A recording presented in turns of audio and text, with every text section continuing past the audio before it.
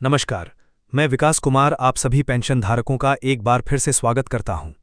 आज की ये महत्वपूर्ण जानकारी उन लाखों लोगों के लिए बेहद खास है जिनके लिए हर महीने प्राप्त होने वाली पेंशन सिर्फ एक सरकारी भुगतान नहीं, बल्कि उनके दैनिक खर्चों, दवाइयों, राशन और पारिवारिक ज़रूरतों का एक मुख्य आधार है।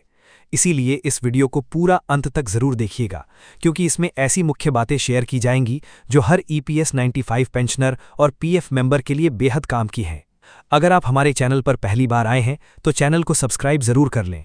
आप वीडियो तो नियमित रूप से देखते हैं, लेकिन सब्सक्राइब करना भूल जाते हैं। सब्सक्राइब करेंगे तभी आपको सभी अपडेट्स मिलते रहेंगे। इसके साथ ही अगर आपको ये वीडियो पसंद आए तो इसे लाइक करें और उन लोगों के साथ ज़रूर शेयर करें जिन्हें इस जानकारी की आवश्यकता है। तो चलिए बिना किसी देरी के आज की सबसे अहम और विस्तृत जानकारी शुरू करते हैं। अब बात करते हैं उस मुख्य मुद्दे पर जिस पर पिछले कई सालों से सबसे ज़्यादा चर्चा होती आ रही है। ये विषय है EPS 95 पेंशनधारियों की न्यूनतम पेंशन में बढ़ोतरी की मांग। देश के अलग अलग क्षेत्रों में रहने वाले लाखों पेंशनर्स का ये मानना है कि समय के साथ साथ जीवन जीने का खर्च तेजी से बढ़ा है, लेकिन पेंशन की राशि में उस हिसाब से बढ़ोतरी नहीं हुई। यही वजह है कि तमाम पेंशनर संगठनों की तरफ से समय समय पर मिनिमम पेंशन को बढ़ाकर 7,500 रुपये प्रति महीने करने और इसके साथ महंगाई राहत जैसी सुविधा लागू करने की मांग उठती रही है। पेंशनर्स लगातार DA जोड़ने की मांग भी कर रहे हैं।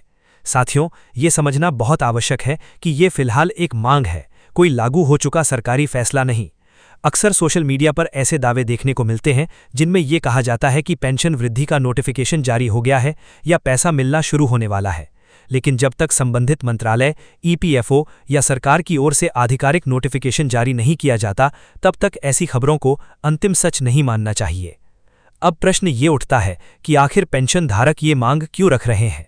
इसका सबसे बड़ा कारण लगातार बढ़ती हुई महंगाई है। आज के समय में दवाइयों के दाम काफ़ी बढ़ गए हैं, इलाज का खर्च महंगा हो गया है। बिजली, गैस, पानी, राशन और दैनिक उपयोग की चीज़ों की कीमतों में लगातार वृद्धि हुई है। ऐसे में जिन बुजुर्ग नागरिकों की आय का एकमात्र जरिया सिर्फ महीने की पेंशन है, उनके लिए अपने बजट को संभालना पहले से ज़्यादा मुश्किल हो गया है।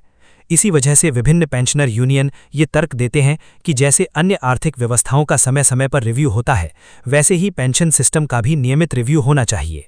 उनका कहना है कि सीनियर सिटीजन्स को एक सम्मानजनक जीवन जीने के लिए ऐसी पेंशन मिलनी चाहिए जो आज के समय के खर्चों के अनुकूल हो। साथियों, पिछले कुछ सालों में कई प्रतिनिधि मंडलों ने संबंधित विभागों के अधिकारियों से मुलाकात की है, ज्ञापन सौंपे हैं और विभिन्न मंचों पर अपनी बातों को रखा है।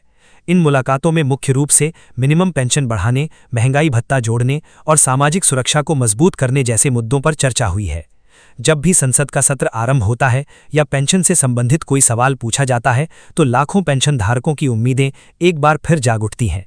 हर कोई ये जानना चाहता है कि क्या इस बार कोई बड़ा कदम उठाया जाएगा, क्या सरकार किसी नई नीति का ऐलान करेगी, क्या लंबे समय से अटकी मांगों पर कोई सकारात्मक फैसला आएगा।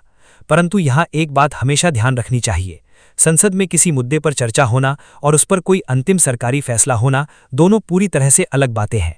चर्चा होने से ये पता चलता है कि मुद्दा गंभीर है, लेकिन किसी योजना में बदलाव तभी माना जाएगा जब संबंधित विभाग इसका आधिकारिक आदेश जारी करे। यही वजह है कि एक्सपर्ट्स भी ये सलाह देते हैं कि किसी भी वायरल मैसेज या बिना पुष्टि वाली खबर पर भरोसा करने से पहले उसकी जांच जरूर कर लें, क्योंकि कई बार पुरानी खबरों को नया अपडेट बताकर शेयर कर दिया जाता है, जिससे भ्रम की स्थिति बन जाती है।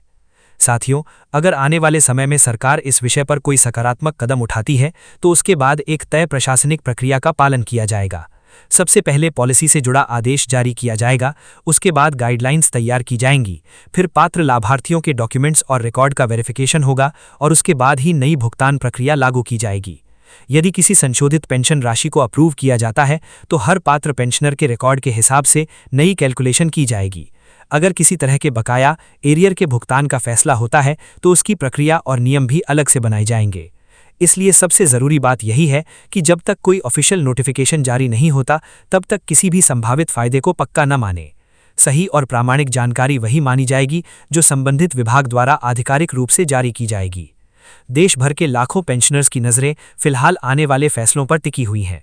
सभी को उम्मीद है कि उनकी पुरानी मांगों पर गंभीरता से विचार किया जाएगा और बुजुर्गों की वित्तीय सुरक्षा को मजबूत करने के लिए ज़रूरी कदम उठाए जाएंगे।